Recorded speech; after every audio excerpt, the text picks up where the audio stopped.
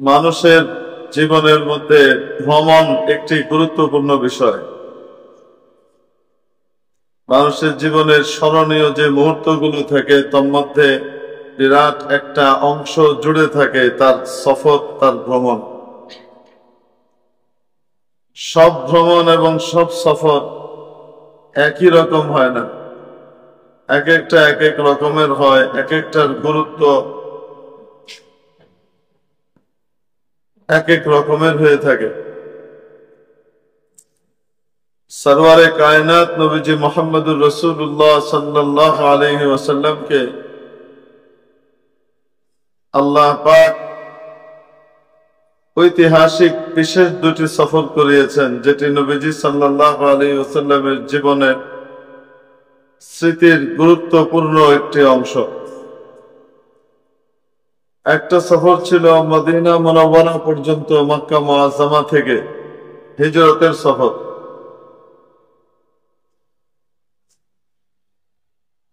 এই সফরটা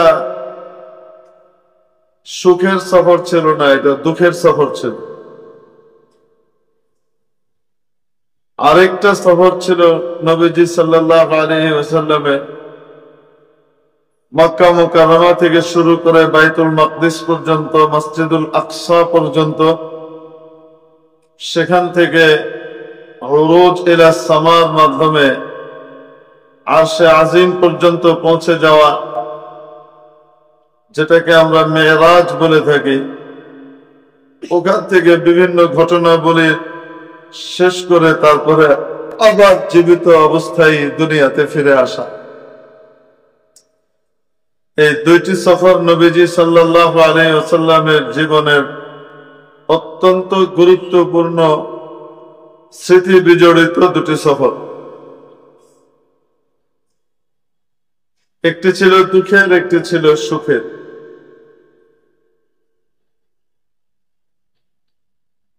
একটি ছিল বঞ্চনার, আরেকটি ছিল প্রাপ্তির। একটার সাথে ছিলেন মাটির তৈরি আবু বকর, আরেকটার সাথে ছিলেন, সফর সঙ্গে ছিলেন নূরের তৈরি হযরত জিবরিল।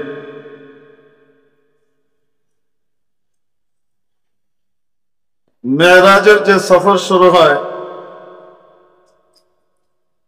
সহিহ বুখারী সহ হাদিসের বিভিন্ন কিতাবের মধ্যে যে রিওয়ায়াতগুলো এসেছে সেগুলোর সামষ্টিক বিবরণ অনুযায়ী নবীজি সাল্লাল্লাহু আলাইহি ওয়াসাল্লাম বলেন, আমি হাতিমে ছিলাম।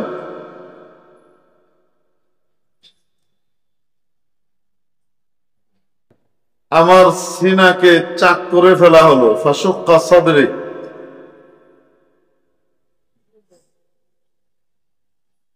একদম কণ্ঠার নিচ থেকে, কণ্ঠার হাড়ের এখান থেকে শুরু করে একেবারে বুকের নিচ পর্যন্ত পুরো বুক চিরে ফেললেন দুইজন ফেরেশতা এসে। হার্টকে বের করলেন, সোনার এক পাত্রের ভিতরে তস্তরিতে রাখলেন।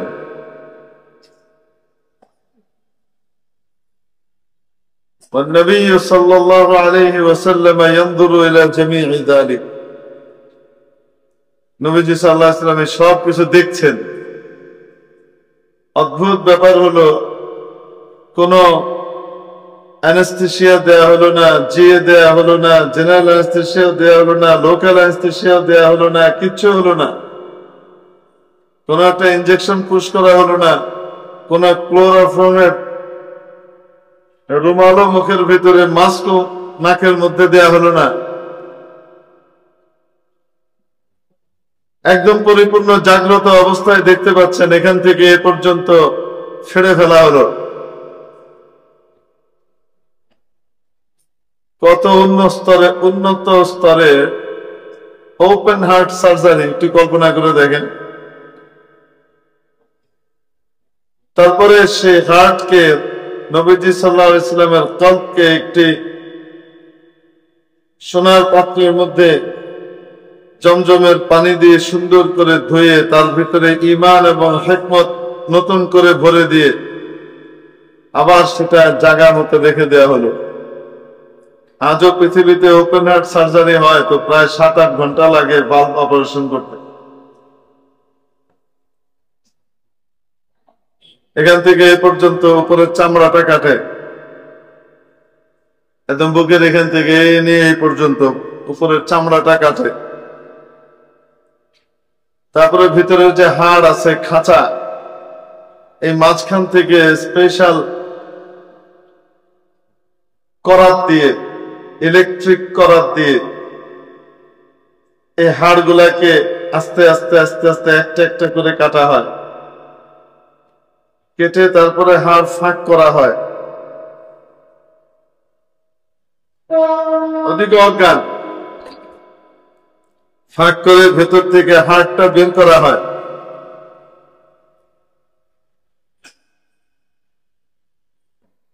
বের করে নির্ধারিত তাপমাত্রার ফ্রিজের মধ্যে রেখে দেওয়া হয়। আর হার্টের কাজটা চালানোর জন্য, হার্ট যে কাজটা করে, পাম্প করে, এই কাজটা চালানোর জন্য এখানে একটা মেশিন স্থাপন করে, সেই মেশিনকে অক্সিজেনারেটর বলে, ওটা লাগিয়ে দেওয়া হয়। যদি এটা এরকম করে নড়াচড়া করতে থাকে, ঠুকুট ঠুকুট করে, তো কাটবে কিভাবে, কাজ করবে কিভাবে? তো এই জন্য বের করে ফেলা হয় হাড়। কাজটা শেষ করে একেবারে ঠিকঠাক করে আবার হার্টকে জায়গা মতো রেখে, ডাক্তার সাহেবরা বলেন, রাখার পরে এতক্ষণ তো স্থির হয়ে চুপ করে শুয়েছিল ফ্রিজের মধ্যে, এখানে লাগিয়ে দিয়ে আবার এরকম করে একটু হালকা একটু নড়াচড়া দিলেই সে আগের মতো আবার ফাংশন করা শুরু করবে। কত বড় কুদরত ওয়ালি জাত আল্লাহ পাক। এরপরে এই যে হাড়গুলা, এই হাড়গুলাকে সেলাই করে দেওয়া হয়। এখন আরো উন্নত জিনিস এসেছে, গাম দিয়ে লাগিয়ে দেওয়া হয়। তারপরে উপরের যে চামড়াটা আছে আবার সেলাই করা হয়। এইখান থেকে এই পর্যন্ত এক বিভৎস দৃশ্য হয়। কেউ যদি ওপেন হার্ট সার্জারির কোন রোগীর বুক খুলে দেখে থাকেন, তাহলে ওটা তাকানো যায় না। সেলাইয়ের দাগগুলো এরকম করে ফুলে ফুলে ফুলে ফুলে থাকে। এখন হয়তো আরেকটু উন্নত হয়েছে, কসমিক সার্জারি করে ফেলে, আটকে দেয়, হয়তো সেলাই গুলো দেখা যাবে না, এরকম হয়তো করে। কিন্তু তারপরে ওই যে এগুলাকে কাটা কুটি কত কিছু, বিজ্ঞানের এত উন্নতির যুগে এসে এই পর্যায়ে পর্যন্ত পৌঁছেছে, নবীজি সাল্লাল্লাহু আলাইহি ওয়াসাল্লামের হার্টকে চিরে ফেলা হলো, বুক চিরে ফেলা হলো, হার্ট বের করে ফেলা হলো। উনি আবার নিজেই চোখের সামনে সবকিছু দেখছেন কি হচ্ছে না হচ্ছে। সুম্মা জিআ বিল বুরাক, নবীজি বলেন এরপরে একটা বাহন আনা হলো, বুরাক, যেটা ঘোড়ার চেয়ে একটু ছোট আর খচ্চরের চেয়ে একটু বড়।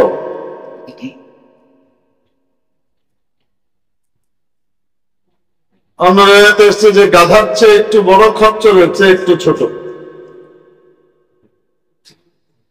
তার গতি কেমন? তার গতি হলো, তার খুর এক এক লাফে গিয়ে পড়ে মুনতাহা তরফিহি, তার চোখের দৃষ্টির শেষ সীমা যতটুকু, অতটুকুতে গিয়ে তার এক এক কদম পড়ে। ঘোড়ার মতো বহুত এক সুন্দর জানোয়ার, নবীজি সাল্লাল্লাহু আলাইহি সাল্লামকে ওটাতে বসানো হলো এবং নিয়ে যাওয়া হলো বাইতুল মাকদিস, মসজিদুল আকসা। ওখানে কিছু আনুষ্ঠানিকতা শেষ হলো।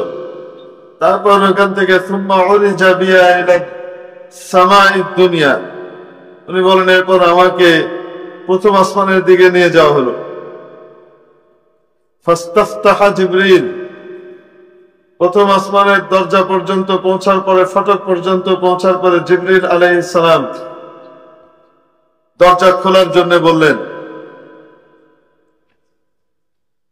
কিলা লাহু মান, ওনাকে জিজ্ঞেস করা হলো কে? বললেন আনা জিবরিল, আমি জিবরিল। ওমান মাআক, আপনার সাথে কে? উত্তর দিলেন মুহাম্মদ। প্রশ্ন করা হলো, এই ফর্মালিটি গুলো পুরো হচ্ছে। আবার প্রশ্ন করা হলো, হাল উরসিলা ইলাইহি, ওনাকে আনবার জন্য, জীবিত অবস্থায় উপরে আনবার জন্য কি পাঠানো হয়েছে? হযরত জিবরিল বললেন, হ্যাঁ পাঠানো হয়েছে। ফাফুতিহাত আবওয়াবুস সামা, আসমানের দরজাগুলো সব পটাপট খুলে গেল এবং নবীজি সাল্লাল্লাহু আলাইহি ওয়াসাল্লামকে সাদর সম্ভাষণ দিয়ে তারা বরণ করে নিলেন। আসমানের ফেরেশতারা বরণ করলেন। ফানি'মাল মাজিউ জাআ, কত চমৎকার শুভাগমন, আপনার আগমনে আমরা ধন্য। জিবরিল আলাইহিস সালাম তারপরে প্রথম আসমান ভ্রমণ করাচ্ছেন, নিয়ে গেলেন এক মুরব্বির কাছে। জিবরিল আলাইহিস সালাম পরিচয় করালেন, হাদা আবুকা আদম ফাসাল্লিম আলাইহি, ইনি আপনার আব্বাজান আদম, সালাম দেন। মর্যাদার দিক থেকে নবীজি মুহাম্মদুর রাসূলুল্লাহ সাল্লাল্লাহু আলাইহি ওয়াসাল্লাম অনেক উপরে বাবার চেয়ে। কিন্তু বাবা বাবা বাবা বাবাই, অতএব সন্তান যতই উপরে উঠুক না কেন, শিষ্টাচার, ভদ্রতা আর ভব্যতা হলো সন্তান বাবাকে শ্রদ্ধা জানিয়ে সালাম দিবে। কার্টেসি শেখানো হচ্ছে। ফাসাল্লিম আলাইহি, সালাম দেন। নবীজি সাল্লাল্লাহু আলাইহি ওয়াসাল্লাম সালাম দিলেন। হযরত আদম আলাইহিস সালাম সালামের জবাব দিলেন। দুজনের কুশল বিনিময় হলো, মুআনাকা মুসাফা হলো। অভ্যর্থনা জানালেন হযরত আদম আলাইহিস সালাম নিজের সুসন্তানকে, যে সন্তানকে দিয়ে ওনার বিশেষ গর্ব। মারহাবান বিন নবিয়্যিস সালিহ ওয়াল ইবনিস সালিহ, হে প্রিয় সন্তান, হে মহান নবী, আপনাকে শুভেচ্ছা, স্বাগতম। রাসূল পাক সাল্লাল্লাহু আলাইহি ওয়াসাল্লাম বলেন, আদম আলাইহিস সালামের সাথে আমার দেখা হলো, ওয়া তুলুহু 60 যিরাআন,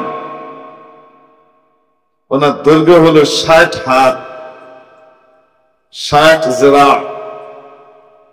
মুসনাদে আহমদের মধ্যে এসেছে, কানা তুলু আদম 60 যিরাআন ফি 7 আযরুইন, দৈর্ঘ্য ছিল 60 যিরা, প্রস্থ ছিল 7 যিরা। আদম আলাইহিস সালামের দৈর্ঘ্য এবং প্রস্থ, স্বাস্থ্যটা কেমন এবার চিন্তা করেন। যে শরীরটাকে আল্লাহ পাক নিজ কুদরতি হাতে তৈরি করেছিলেন, কেমন নিপুণ ভাবে, নিখুঁত ভাবে তৈরি করেছেন কল্পনা করে নেন। কেমন সুঠাম দিয়েছিলেন হযরত আদম আলাইহিস সালাম। যিরা শব্দের মূল অর্থ হলো হাত আরবিতে। যিরা শব্দের আরেকটা অর্থ হলো গজ, বাংলা যেটাকে আমরা গজ বলি। 60 যিরা যদি হাতের অর্থ নেই কয় হাত? 60 হাত। আর যদি গজের অর্থ নেই, যিরা মানে গজ, তাহলে কত হবে? 120 হাত হয়ে যাবে। যেটাই হোক, মিনিমাম কয় হাত? মিনিমাম কয় হাত? 60 হাত। 60 হাত। আর চওড়া 7 হাত। 90 ফিট লম্বা, প্রায় 9 তলা পরিমাণ উঁচু আর 1 তলা পরিমাণ চওড়া।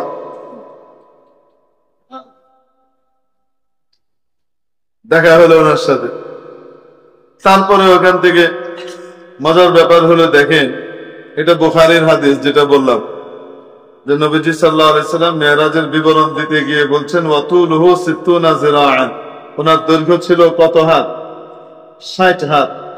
সেদিন দেখলাম ইউটিউবের মধ্যে এক ইঁচড়ে পাকা মৌলবী, আমি এই জন্য ইঁচড়ে পাকা বলছি, এই বেটার কারণে বহু মানুষের ঈমান নষ্ট হবে। দু চারটা কথা খুব সুন্দর বলে, কিন্তু বাকি কথাগুলোর ভিতরে বিষ ভর্তি, কোরআন এবং হাদিস বিরোধী জিনিস। এই ভদ্রলোক আদম আলাইহিস সালামের এই দৈর্ঘ্যকে, নবীজি যে দৈর্ঘ্য বর্ণনা করছেন, এই দৈর্ঘ্য এবং প্রস্থকে সে অস্বীকার করে। কেন? তার যুক্তিতে ধরে নেই। মনে রাখতে হবে, যেই যুক্তি কোরআন এবং সুন্নাহর সাথে সাংঘর্ষিক হয়, এই যুক্তির সাথে ইবলিসের ডাইরেক্ট সম্পর্ক হয়ে যায়। কোরআন এবং হাদিসকে যুক্তির নিক্তিতে মাপা হবে না, বরং ঈমানদার তো নিজের যুক্তিকে কোরআন সুন্নাহর নিক্তিতে মাপে। যদি নিজের যুক্তি কোরআন সুন্নাহ অনুযায়ী হয়, তাহলে সে এটাকে সঠিক মনে করে। আর যদি কোরআন সুন্নাহর সাথে সাংঘর্ষিক হয়, লাফি মেরে সে ফেলে দেয়, এই যুক্তিকে সে প্রশ্রয় দেয় না। ঠিক না?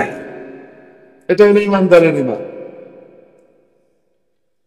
নবীজি বলেন, সুম্মা উরিজা বিয়া সুম্মা উরিজা বি ইলাস সামাই সানিয়া, এরপরে আমাকে দ্বিতীয় আসমানে নিয়ে যাওয়া হলো।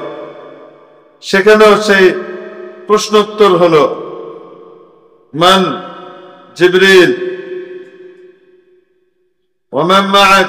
মুহাম্মদ। হাল উরসিলা ইলাইক? নাআম। ফাফুতিহা ফাকিলা ফানি'মাল মাজিউ জা। এইভাবে নবীজিকে আবার বরণ করে নেওয়া হলো। দ্বিতীয় আসমানে ভ্রমণ শুরু হলো। এবার সফর চলছে।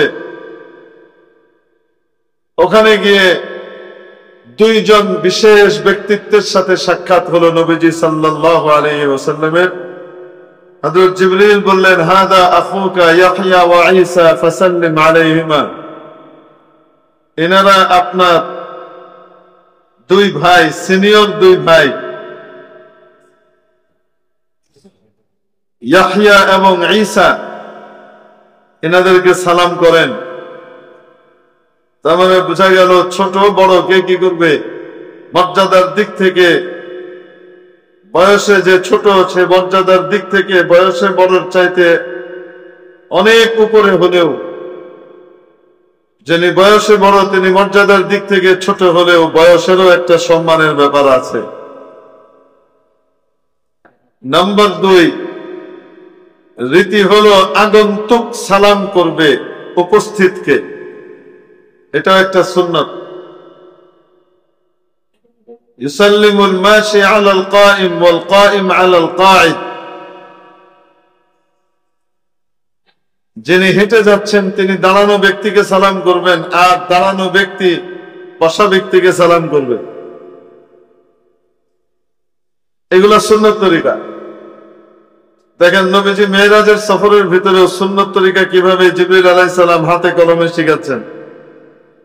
দুই বিষয়, এক হলো বয়সে বড় আপনার আগে এসছে সিনিয়র ভাই, যদিও মর্যাদায় আপনি অনেক উপরে, অতুলনীয় মর্যাদার অধিকারী, তারপরেও যেহেতু বয়সে বড় সালাম করেন। দ্বিতীয়, আপনি আগন্তুক সালাম করেন। নবীজি সালাম করলেন, ফারাদ্দা আলাইহিস সালাম। নবীজি বলেন, তারা আমাকে সালামের জবাব দেবেন। এর আওয়াজ এক এক রকম হয় কেন? কাছে গেলে একরকম, দূরে গেলে একরকম। দূরে গেলে মনে হয় যেন বুকের থেকে টেনে হিঁচড়ে বের করছে শক্তিটাকে, কাছে গেলে আবার মাশাআল্লাহ আওয়াজ সুন্দর হচ্ছে। তো এগুলা ইমাম সাহেব হইলেন যে আপনাদের ডান দিকে যারা বসে আছেন ওনাদেরকে নারাজ করলে বড় বিপদ, বুঝতে পারছেন? আবার ওনাদেরকে খুশি রাখতে পারলে সাউন্ড আবার খুব ক্লিয়ার আসবে, সবাই খুব শুনেও মজা পাবে, যে বেটা কবে শিখেও মজা পাবে। এজন্য হসপিটালে রোগী হিসেবে গিয়ে ডাক্তারের সাথে কখনো পাঙ্গা নিতে নেই। ক্লাসে পড়তে গিয়ে টিচারের সাথে পাঙ্গা নিতে নেই, কারণ ডাক্তারের সাথে মাতবরি মারলে রোগ লইয়াই সারা জীবন থাকা লাগবে, আর শিক্ষকের সাথে মাতবরি মারলে মূর্খ হয়ে জীবন কাটানো লাগবে। আর মসজিদে গিয়ে ইমামের লগে মাতব্বরি মারতে নাই, কারণ মসজিদে ইমামের সাথে মাতব্বরি মারলে দুনিয়া আখেরাত দুইটাই বরবাদ হওয়ার সিস্টেম ইমাম জানে কেমনে কি করতে হবে, এটা সেরে দিবে।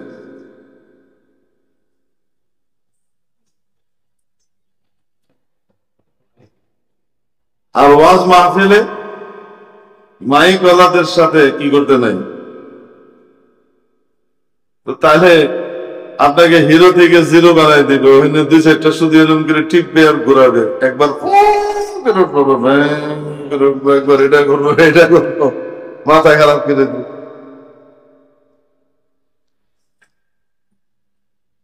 এমন সিস্টেম করে দিবে যে আপনি কথা বলবেন মনে হবে যেন সারা শরীর থেকে শক্তি চুষে বেরিয়ে আসতেছে। আর যদি খুশি রাখেন তাহলে এমন সিস্টেম করে দিবে আপনি কথা বলবেন টেরই পাবেন না যে কোনো শক্তি ব্যয় হইতেছে। এই জন্য আমরা অনুরোধ করবো আপনারা একটু আমাদের দিকে দয়ার দৃষ্টিতে দেখেন।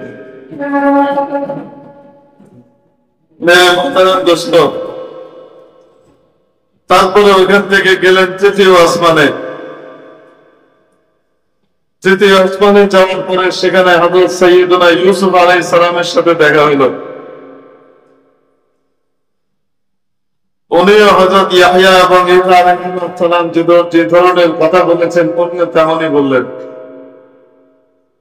এরপরে গেলেন চতুর্থ আসমানে, সেই ফর্মালিটি সব পুরা হচ্ছে, প্রশ্নোত্তর পর্ব যা আছে সব পুরা হচ্ছে। তারপরে গেট বরণ করে নেওয়া হচ্ছে। চতুর্থ আসমানে গিয়ে দেখা হলো হযরত সাইয়্যিদুনা ইদ্রিস আলাইহিস সালামের সাথে। এরপরে গেলেন পঞ্চম আসমানে, সেখানে গিয়ে দেখা হলো হযরত সাইয়্যিদুনা হারুন আলাইহিস সালামের সাথে। এরপরে গেলেন ষষ্ঠ আসমানে, সেখানে গিয়ে দেখা হলো হযরত সাইয়্যিদুনা মূসা আলাইহিস সালামের সাথে। মূসা আলাইহিস সালাম মেরাজের অত্যন্ত গুরুত্বপূর্ণ একজন অংশ।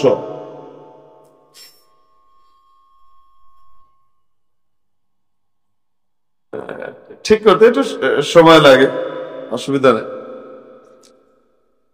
তো ওখানে হযরত মূসা আলাইহিস সালামের সাথে দেখা হলো। আওয়াজ টানছে, একটু নরমাল করে দেন আমাদের জন্য। এরপর যখন ওখান থেকে রওনা করলেন সপ্তম আসমানের দিকে, কিছু দূর যাওয়ার পরে নবীজি সাল্লাল্লাহু আলাইহি সাল্লাম শুনেন কে যেন বলছে, আল্লাহ এটা কোনো ইনসাফ, আমার কত পরে আসলো আপনি তাকে উপরে নিয়ে গেলেন আর আমারে নিলেন না, এটা কোনো ইনসাফ? আপনার না বিশাল ইনসাফকারী, আপনি কি ইনসাফ করলেন? এটা মানে যা মন চাই কইতেছে আল্লাহ। তারপরে হে উম্মত, আমার উম্মতের কত পরে আইলো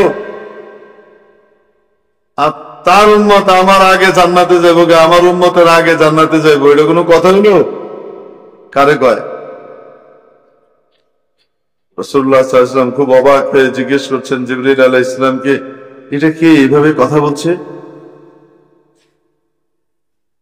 আপনার ভাই মূসা, এই যে একটু আগে দেখা করে আসলেন উনি। কি বলেন, আল্লাহর সাথে এইভাবে কথা বলে?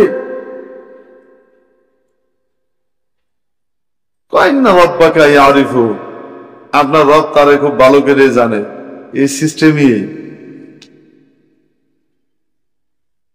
এনার সফটওয়্যারটা আল্লাহ তৈরি করছেন, এইভাবেই বানাইছেন। বাড়ির মাইজা বলা বাপরে ভালো খুব বাসে, আবার উল্টা পাল্টা কথা কওয়ার ভিতরে এক নম্বরে থাকে। কোন সময় মাথা মুথা খারাপ হয়, ঠিকঠাক থাকে না, বক বক করেই যায়। সাধারণত বড়টা হয় একটু ঠান্ডা টাইপের, বোধাই টাইপের হয়। অন্যরা মনে করে এটা মনে বম্বল, আসলে তা না। আসলে আল্লাহ পাক থেকে মুরব্বীর কাতারে রাখেন, বাপের জায়গাতে রাখেন। বাপ না থাকলে সবাইকে ঝুড়ায় নিয়ে চলতে হবে। তো এটা যদি গরম হয় তাহলে কাছে কেউ থাকতে পারবে না। তো এই জন্য সবাইকে নিয়ে মিলায় চলে, বুদ্ধি অনেক বেশি হয়। নাই যেটা তাই কথায় কথায় এরকম করে আপ কাছায় তারা খাইছেন। আল্লাহ পাক এটারে পয়দা করেন কেন? ওই যে বাপের জমি জমা আছে এগুলা বাপ মারা যাওয়ার পরে বা বাপ বুড়া এগুলি নেওয়ার জন্য তস্কর আর ডাকাতের ছিনতাইকারী পার্টি আসে না, এগুলো দল টহল করার লেগে। তো দুষ্ট লোকের নজর থেকে বাপের জমি জমা হেফাজতের জন্য তো একটাকে লাগবে, তা আল্লাহ ওইটার দায়িত্ব দেন, ওইটা স্বভাবই এমন বানায় দেন, কিছু করার আগে ফট করে চলে খালি আয় তুই দাউলে ঘরে শুধু দাউলে আইলাম, এবার রাম দানুম তোর আমি কল্লাটা আয়েন দিতে দেখতে তুই আয় এনে আয়, তো শয়তানরা এমনি আইন এনে এটা আয়া লাভ নাই। হযরত মূসা আলাইহিস সালাম ছিলেন নবীদের ভিতরে মাইজা নবী। গরম ট্রিটমেন্ট শুরু হইতো ঘুষি দিয়ে, কথা পরে মায়ের আগে, কারণ উম্মত ছিল এমন বেতা বেয়াদব, নিজের নবীরে পর্যন্ত ছাড়ত না, নবীর লগে বেয়াদবি করত। এই বেতাল গুলা কুত্তার ভাষা ছাড়া আর কিছু বুঝে না। এই জন্য আল্লাহ মুজিজা দিয়েছিলেন হযরত মূসা আলাইহিস সালামের লাঠি। দুনিয়ার কত মুজিজা দিতে পারতেন, দিছেন লাঠি। লাঠি ছাড়লে সাপ হয়, মাথায় ধরলে আবার লাঠি হয়। এই উম্মতেরই কিছু অংশ এখন এই যে ইসরায়েলে বয়ে রয়েছে, সারা পৃথিবীতে জ্বালায় যেতেছে, চরম ব্যর্থ আছে। এই জন্য আল্লাহ পাক নবী পাঠাইছেন, গরম নবী। এরপরে চলে গেলেন সপ্তম আসমানে, গিয়ে দেখা হলো হযরত ইব্রাহিম আলাইহিস সালামের সাথে, আলোচনা হলো আদম আলাইহিস সালামের সাথে, যেমন হয়েছে এখানেও তাই হলো। তারপরে বলেন তুম্মা উরিজা বি ইলা সিদরাতিল মুনতাহা, আমাকে সিদরাতুল মুনতাহায় নিয়ে যাওয়া হলো। জমিন থেকে প্রথম আসমান, দ্বিতীয় আসমান, তৃতীয় আসমান, চতুর্থ আসমান, পঞ্চম আসমান, ষষ্ঠ আসমান, সপ্তম আসমান পর্যন্ত যে দূরত্ব, সপ্তম আসমান থেকে সিদরাতুল মুনতাহা তার চেয়ে বেশি দূর। যাচ্ছে আর যাচ্ছে, উপরে যাচ্ছে, যে দেখেন এক বিশাল বড়ই গাছ। কি গাছ? বড়ই গাছ। তো হুজুর কেমন বড়ই? নারকেলি কুল নাকি চুকা কুল, গোল্ডি নাকি লম্বাডি, কোনটা? নবীজি সাল্লাল্লাহু আলাইহি সাল্লাম বলেন ফাইদা নাবিকুহা কাকুলানি হাজার, এক একটা বড়ই এইরকম মটকার মতো। একটা বড়ই কিসের মতো? এক একটা মটকার মতো, হাজার এলাকার মটকার মতো, এইরকম বড়।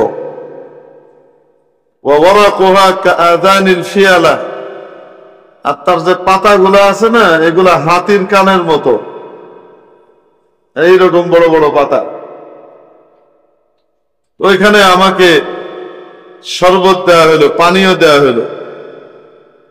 জামাই যখন শ্বশুর বাড়ি প্রথম যায়, শ্বশুর বাড়িতে সর্বপ্রথম আপ্যায়ন কি দিয়ে হয়? শরবত দিয়ে। সারা শালি থাকলে তারা আবার একটু মজা নেয়, তারা শরবত শুধুমাত্র একটা দেয় না, কয়েক টাইপের শরবত দেয়।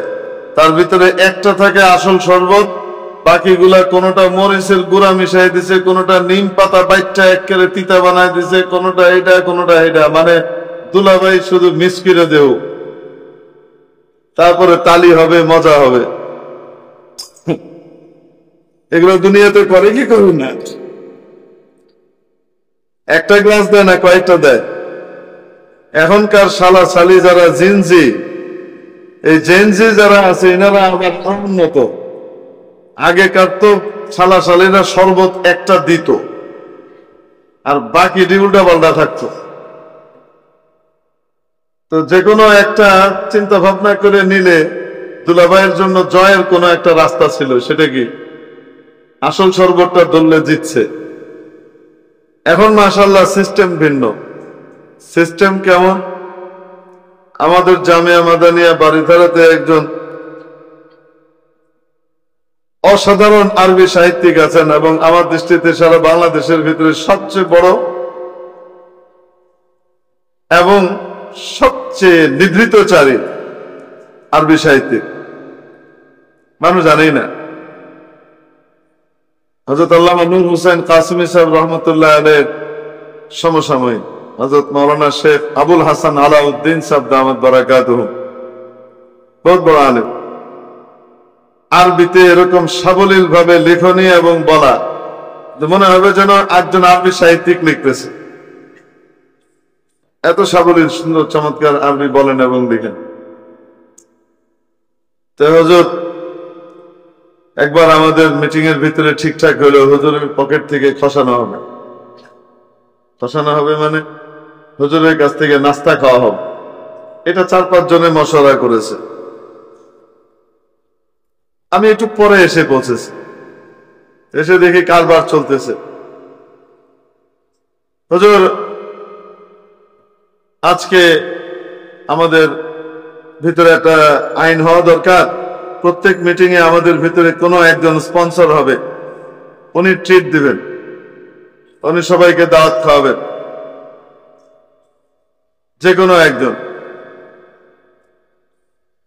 আচ্ছা ঠিক আছে, ভালো, কে খাওয়াবে,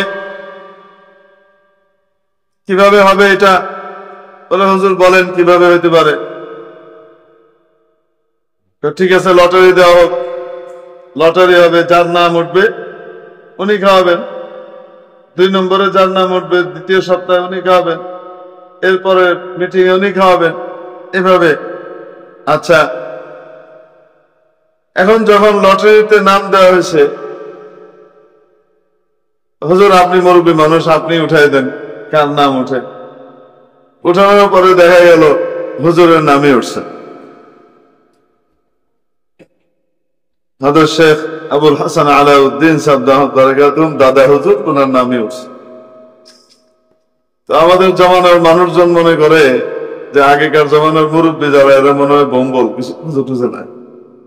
ইনারা যে এক সময় আমাদের মতো যৌবন পার করে এসেছে, আর অভিজ্ঞতার ঝুলি অনেক ভারী, এটা আজকাল বাচ্চারা বুঝতে পারে না।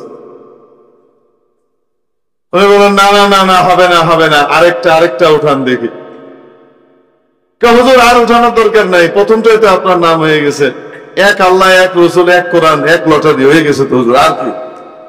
না না, আরেকটা উঠান। আরেকটা উঠাইছে, এটার ভিতরে দেখা যায় উনারই নাম, যেইটাই উঠায় উনারই নাম।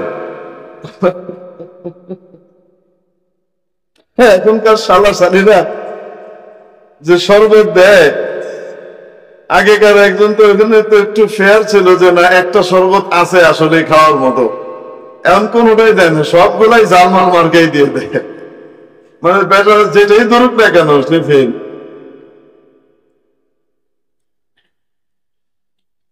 তো যাই হোক, বলছিলাম যে শরবত পেশ করে, নবীজি সাল্লাল্লাহু আলাইহি ওয়াসাল্লাম বলেন আমার সামনে 3 রকমের পানীয় পেশ করা হলো। সুবহানাল্লাহ, 3 রকমের পানীয় পেশ করা হলো। খামার, মদ, খুব উন্নত জাতের মদ। আসাল, মধু। লবণ, দুধ। লবণের এক অর্থ দুধ, আর এক অর্থ মাঠা। দেখেন আবার প্যাঁচ লাগাই দিয়েন না যে লবণ মানে মাঠা, তা না। লবণ, দুধ, যেটা আপনি নেন। নবীজি সাল্লাল্লাহু আলাইহি ওয়াসাল্লাম দুধটাকে নিলেন, সাথে সাথে জিবরিল আলাইহিস সালাম বলেন কদ আসাবতাল ফিতরা, আপনি যেটা নেওয়ার ঠিক পারফেক্টটাই নিয়েছেন। ওই 2টা নিলে বিপদ ছিল, আপনার উম্মতের জন্য বড় ভয়ঙ্কর শনি নেমে আইতো। দুধ হলো জ্ঞান এবং ইলমের প্রতীক, আলমে মিসালের দুধ, আলমে মুশাহাদাতে তাবির হলো তার ইলম, জ্ঞান। আপনি দুধ নিয়েছেন, তার অর্থ আপনার উম্মতের জন্য আপনি ইলম আর জ্ঞান বাছাই করে নিয়েছেন। আপনার উম্মতকে আসমানে ইলম দেওয়া হবে, সেই আসমানে ইলম বুকে ধারণ করেন যারা, সেই সৌভাগ্যবান বাচ্চাগুলাকে আমরা হাফেজে কোরআন বলি। এই হাফেজে কোরআন আর আলেম তৈরি হয় মাদ্রাসা গুলায়, ঠিক কিনা? এরপরে নবীজি বলেন, এরপরে আমি দেখি ফাইদা ফিহা আলওয়ান, রং, কত রকমের রং। এই রঙের কোন বর্ণনা দেওয়ার ভাষা আমার কাছে নাই। দুনিয়াতে তো সমস্ত রঙের অস্তিত্বই নাই, তো বুঝাবো কি দিয়ে?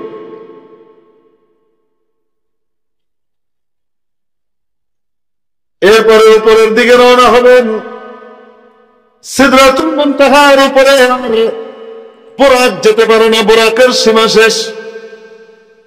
এরপরে ঊর্ধ্ব জগৎ শুরু হচ্ছে, আরো ঊর্ধ্ব জগৎ, আল্লাহর আরশের পানে যাত্রা। ওখানকার জন্য আলাদা বাহন পাঠানো হলো, সেই বাহনের নাম হলো রফরফ। নবীজিকে রফরফে উঠিয়ে দিলেন হযরত জিবরীল।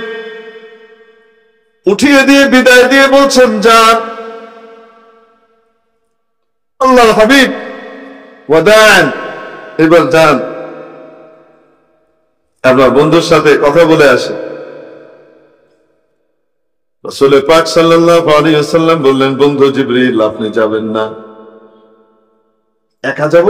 আপনি যাবেন না? এতক্ষণ তো আপনার সাথে ছিলেন। জিবরীল আলাইহিস সালাম যে উত্তর দিয়েছিলেন, সেই উত্তরটিকে হযরত শেখ সাদি রহমাতুল্লাহ আলাইহি তার কাব্যের রূপে এভাবে বর্ণনা করেছেন, আগার ইকসারে মোয়ে বরতার পরম, আগার ইকসারে মোয়ে বরতার পরম, ফরোগে তাজাল্লি বুসুজাত পরম। যদি আমি এখান থেকে এক চুলের অগ্রভাগ পরিমাণ সামনে অগ্রসর হই, আল্লাহর নূরের তাজাল্লির বিশেষ এরিয়া এটা। আমি আল্লাহর নূরের তাজাল্লিতে আমার সমস্ত ডানাগুলা পুড়ে ছারখার হয়ে যাবে, আমার সমস্ত ডানা চলে যাবে।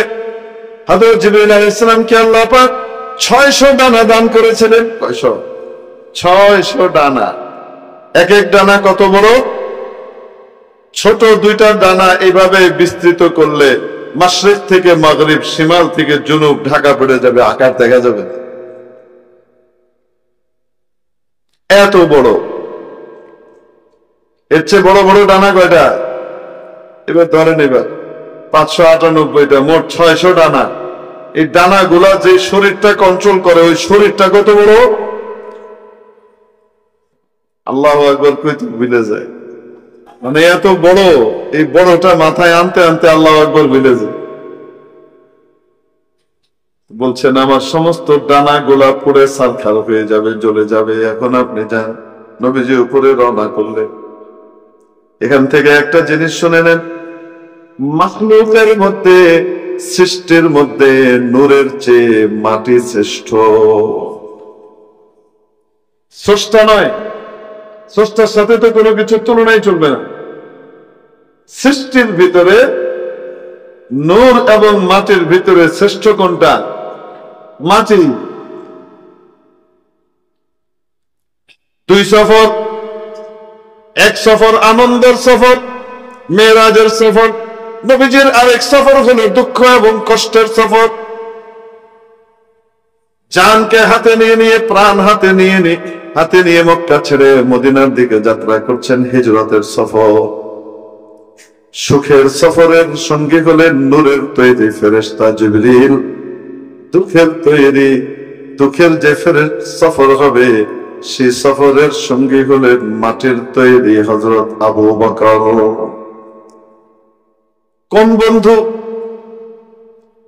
কোন বন্ধুকে আসল বন্ধু বলা হয়? সুখের বন্ধু না দুঃখের বন্ধু? সুখের বন্ধু বন্ধু, দুঃখের বন্ধু বন্ধু। বলা হয় বিপদের সময় আসল বন্ধু চেনা যায়। হযরত আবু বকর সাথে করে নিয়ে নবীজির সাথে যান। এদিকে মক্কার ভিতরে সার্চ পার্টি বেরিয়ে গেছে, কই গেল। জানেন যে খোঁজা হবে। এজন্য নবীজি সাল্লাল্লাহু আলাইহি ওয়াসাল্লাম গারে সওরের মধ্যে গিয়ে আশ্রয় নিলেন, সওর গুহায় আশ্রয় নিলেন। আবু বকর বললেন, হযরত, আল্লাহর রাসূল অনুমতি দেন আমি আগে যাই। গুহার ভিতরে ঢুকে সবকিছু পরিষ্কার করে, সাফ সুতরা করে। গুহার মধ্যে অনেক গর্ত ছিল, গর্তগুলার ভিতরে সাপ থাকতে পারে কি পারে না। সিদ্দিক আকবর নিজের গায়ের যে চাদর ছিল, জামা ছিল, ওইটাকে ছিঁড়ে সমস্ত গর্তগুলোকে আটকিয়েছেন, যেন আল্লাহর হাবিবকে কোনো জানোয়ার কষ্ট দিতে না পারে। সবগুলো গর্ত লাগিয়েছেন, কিন্তু একটা গর্ত খালি, কাপড় শেষ হয়ে গেছে, লাগানোর মতো কিছু নাই। এদিকে আল্লাহর নবীও ভিতরে ঢুকে পড়েছেন। আবু বকর, কি করো? ভিতরে ঢুকার পরে নবীজি ক্লান্ত শান্ত, একটু রেস্ট নেবেন, আরাম করবেন। হযরত সিদ্দিক আকবর রাদিয়াল্লাহু তাআলা আনহু ওই যে গর্তটা বাকি আছে, ওই গর্তটার মধ্যে নিজের গোড়ালিটা এইভাবে দিয়ে দিলেন, যেন গর্তে যদি কোনো কিছু থাকে সে আমি আবু বকরকে দংশন করো, আমার জান থাকতে আল্লাহর পেয়ারা হাবিবের একটি লোমের মধ্যে স্পর্শ করতে দেয়া হবে না। এর মাটির তৈরি বন্ধু নিজের জীবনকে হুমকির মুখে ফেলে দিচ্ছেন। নূরের তৈরি বন্ধু পাখা চলে যাবে এই ভয়ে আর উপরে যান না, শরীর জ্বলবে না, কি জ্বলবে? পাখা চলে যাবে, তাই বন্ধুকে ছেড়ে দিচ্ছে, এখন আপনি একা যান। আর মাটির তৈরি বন্ধু, আপনার জীবনে মরণে আমি পাশে আছি, সাপ যদি কাউকে দংশন করে তো আমাকে আগে করবে, আপনার গায়ে যেন কোনো আঁচড় দিতে না পারে। নবীজি সাল্লাল্লাহু আলাইহি ওয়াসাল্লাম হযরত আবু বকর সিদ্দিক রাদিয়াল্লাহু তাআলা মাথা রেখে আরাম করতে লাগলেন, ঘুমিয়ে গেছে। এদিকে ভিতরে বিষাক্ত সাপ ছিল, সেই সাপ এসে একের পর এক ছোবল মারছে হযরত আবু বকরের পায়ে। সাপের বিষ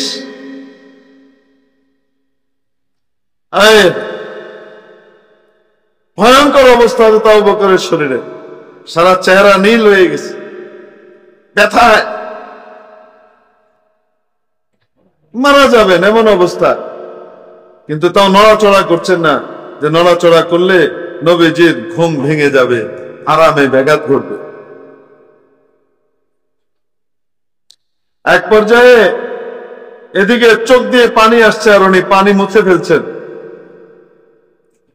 কারণ নবীজির চেহারা নিচে, রানের উপরে। হঠাৎ অসতর্কতা বশত এক ফোঁটা পানি গড়িয়ে পড়ে গেছে এবং নবীজি সাল্লাল্লাহু আলাইহি ওয়াসাল্লামের চেহারা মুবারকে পড়েছে। সাথে সাথে চোখ খুলেছেন আবু বকর, কি হয়েছে? ইয়া রাসূলুল্লাহ, গর্তের মধ্যে মনে হয় কিছু আছে, সে আমাকে দংশন করছে। নবীজি সাল্লাল্লাহু আলাইহি ওয়াসাল্লাম বলেন, আচ্ছা ঠিক আছে, পা আনো। পা আনলেন, মুখ থেকে একটু লালা মোবারক নিয়ে ক্ষতস্থানে লাগিয়ে দিলেন, সাথে সাথে বিষের পিয়া শেষ হয়ে গেল। তো দুঃখের সফরের সাথে নূরের তৈরি না মাটির তৈরি? সুখ দুঃখের ভিতরে এই সফর সঙ্গীও নির্বাচন করে দিচ্ছেন কে? আল্লাহ। তো একজন ডানা চলে যাবে তাই বন্ধুকে একা ছেড়ে দিচ্ছে, সাথে যেতে রাজি নাই, আর আরেকজন প্রাণ চলে যাবে তারপরেও বন্ধুকে একা ছাড়তে রাজি নাই। এজন্য সৃষ্টির মধ্যে মাখলুকাতের ভিতরে নূরের চেয়ে মাটি শ্রেষ্ঠ। তাই পাড়াপাড়ি লাফালাফি করে খামাখা নবীজি নূরের তৈরি না মাটির তৈরি এই গন্ডগোলে যাওয়ার দরকারই নেই। কারণ যারা নবীজিকে নূরের তৈরি বলতে চান তাদের উদ্দেশ্য তো নবীজির সম্মান বাড়ানো, নাকি সম্মান কমানো? সম্মান কমানো তো উদ্দেশ্য না, বাড়ানোর উদ্দেশ্য। কিন্তু নূর দিয়ে বানানো হয়েছে বললে কি সম্মান বাড়বে, না মাটি দিয়ে বানানো হয়েছে বললে সম্মান বাড়বে? কারণ সৃষ্টির ভিতরে নূরের চেয়ে মাটির দাম বেশি। মেরাজ এবং এই হিজরতের সফর দিয়েও আল্লাহ পাক আমাদেরকে এই জিনিস প্রকাশ্যে বুঝিয়েছে। সৃষ্টির ভিতরে মাটির দাম বেশি, এই জন্য নূরের তৈরি ফেরেশতাদেরকে দিয়ে মাটির তৈরি আদমকে সিজদা করিয়েছেন। বলেন না কেন? যারা নবীজি সাল্লাল্লাহু আলাইহি সাল্লামকে নূরের তৈরি বলেন তারাও কিন্তু আদম আলাইহিস সালামকে মাটির তৈরি বলেন, নাকি আদম আলাইহিস সালামকে নূরের তৈরি বলেন? তারা আদমকেও তো কি বলে? মাটির তৈরি বলে, শুধু নবীজিকে বলে নূরের তৈরি। তো ফেরেশতাদেরকে দিয়ে যে সিজদা করিয়েছেন আল্লাহ পাক নূরের তৈরি ফেরেশতাকে দিয়ে, কাকে? হযরত আদমকে। আদম কি নূরের তৈরি না মাটির তৈরি? এই জন্য বলেছি সৃষ্টিকুলের মধ্যে, সৃষ্টির মধ্যে, মাখলুকের মধ্যে নূরের চেয়ে মাটির দাম বেশি। এজন্য নবীজির দাম নূর বললে বাড়বে না, বরং কমানো হতো। তাই আবেদন করব, আহ্বান করব, নবীজি সাল্লাল্লাহু আলাইহি ওয়াসাল্লামের মর্যাদাকে অক্ষুণ্ণ রাখবার জন্য তিনি যেমন তেমনই যেন আমরা বলি। এগুলো নিয়ে পিটাপিটি করার সময় না। কত কিছু আছে, কাফের মুশরিকরা আমাদেরকে শেষ করে দেওয়ার জন্য ঐক্যবদ্ধ হয়ে যাচ্ছে, আর আমরা আছি লড়াইয়ের ভিতরে, কে এই কে ওই।